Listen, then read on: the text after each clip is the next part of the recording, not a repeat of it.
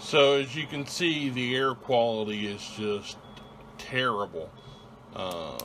All this is not fog. What you're seeing is the smoke from the wildfires in Canada reaching us all the way down here in Indiana. But I thought as I drove into work that I would tackle the rock and roll booktube tag that MJ posted about yesterday.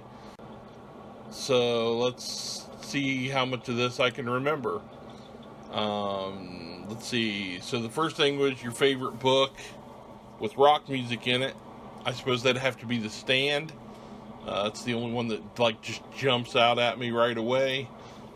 King did a really good job of using song lyrics at the head of each chapter that really invoked a mood. Next question was, name a rock drummer who deserves more credit.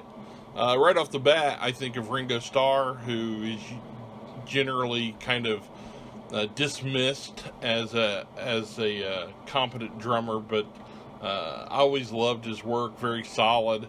Another guy that doesn't get talked enough about is Deep Purple's Ian Pace, who's just rock steady, just a brilliant drummer. The next question was about let's see, I think it was rock guitarists that deserve more credit.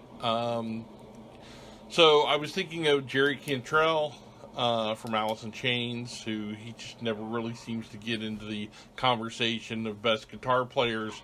I really loved Alice in Chains, especially in the 90s. They were the grunge band that I kind of gravitated towards.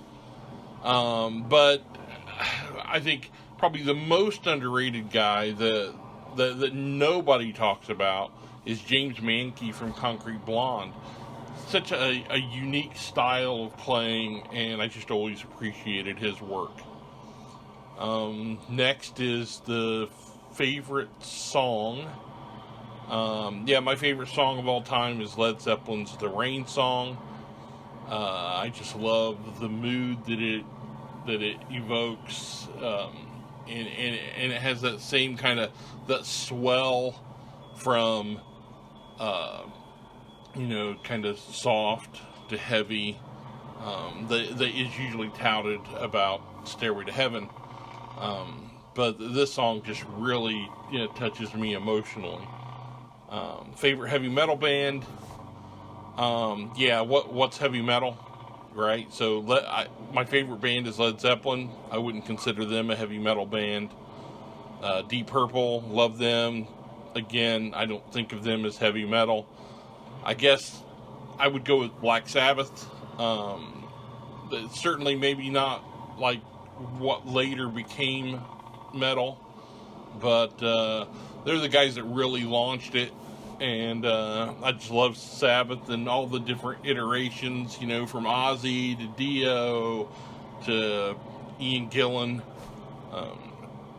And if you get a chance to hear the Ray Gillan stuff, Sabbath is just the grandfathers of metal, and they've got to take that seat. Favorite rock song that gets you going? This might be a surprise to most people, but I would say it's Led Zeppelin's The Rover. It's just got a great riff, it's got a great hook, and when those drums kick in, it just, and that guitar swells, it just really, really pumps me up. Next is first concert and what year. So the first concert I went to was the Jackson 5 in 1971. And that was, my mother took me. I was just a little kid, so it's still, it's a vivid memory for me. Favorite underrated singer-songwriter?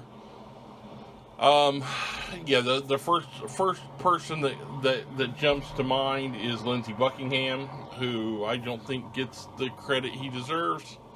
My favorite Fleetwood Mac album is Tusk. And I think a lot of that is that stamp that he has on that. He's just a consummate songwriter, consummate guitarist, a wonderful singer. I'd also shout out to Charming Disaster, Elia Bisker and Jeff Morris. Terrific musicians, terrific songwriters that kind of hit that gothic folk feel that I just love. And finally, we have the favorite New to You song. I've been listening to a lot of Cricket Blue lately.